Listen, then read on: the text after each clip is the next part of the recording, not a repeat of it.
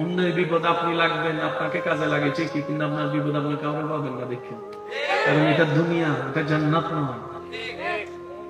যখন আপনি দুনিয়াতে চলার পথে দেখেন আপনার পাশে কেউ নেই, কাছে কেউ নেই, তখন আপনার মন বলে আমি তো সবার বিপদে থাকি, আমার বিপদে নেই কেন? আল্লাহ তাআলা বলে আমি সরাই রেখেছি। আল্লাহ কেন? আমি না ওর বিপদে ছিলাম, আমার বিপদেও থাকবে না?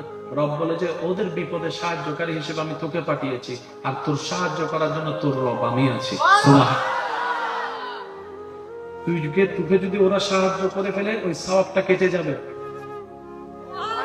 কাটাকাটি হয়ে যাবে। আমি করেছি তুই করেছিস, আমি খাওয়াইছি তুই খাওয়াইছিস, শেষ।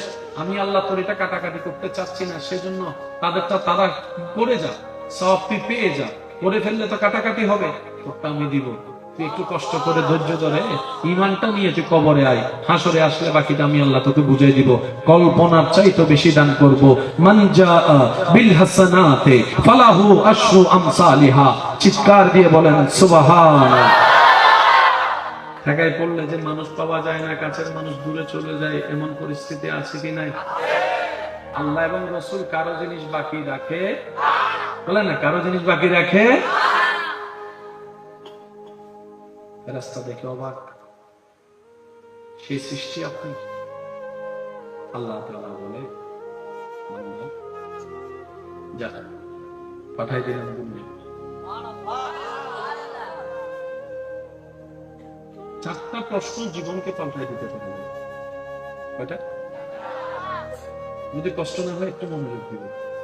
কে পাঠালো? আমি বলি, আপনারা একটু শুনুন। কে পাঠালো? আমি বলি, আপনার উত্তর দিয়েন না। চারটা প্রশ্ন। কয়টা প্রশ্ন? অন্তত নিজেকে সময় পেলে জীবনে একবার হলো করার চেষ্টা করবো ইনশাআল্লাহ। প্রথম প্রশ্ন নিজেকে করব, আমাকে কে পাঠালো, কেন পাঠালো, কি করছি, কি নিয়ে যাব ওনার দরবারে, ওনার সামনে। এই চারটা প্রশ্ন যেদিন আপনার আমার ফিল আপ হয়ে যাবে, জীবন এমনি সুন্দর হয়ে যাবে। ওলামায়ে কেরামের দোয়া নিয়ে চারটা প্রশ্ন একটু গভীরে যাই। কে পাঠালো? যখন প্রশ্ন করব উত্তর আসবে কে? যখন প্রশ্ন করা হবে কেন পাঠালো, বেশিরভাগ মানুষ আমরা উত্তর দিব ইবাদত করার জন্য। ওমা খালাকতুল জিন্না ওয়াল ইনসা ইল্লা লিয়াবুদুন, ইবাদত করার জন্য।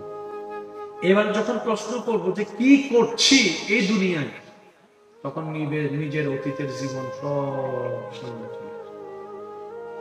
যখন প্রশ্ন করব নিজেকে কি নিয়ে যাব রবের দরবারে, রবের সাক্ষী, রবের সামনে, তখন আর নিজের ভিতর অস্তিত্ব থাকবে না।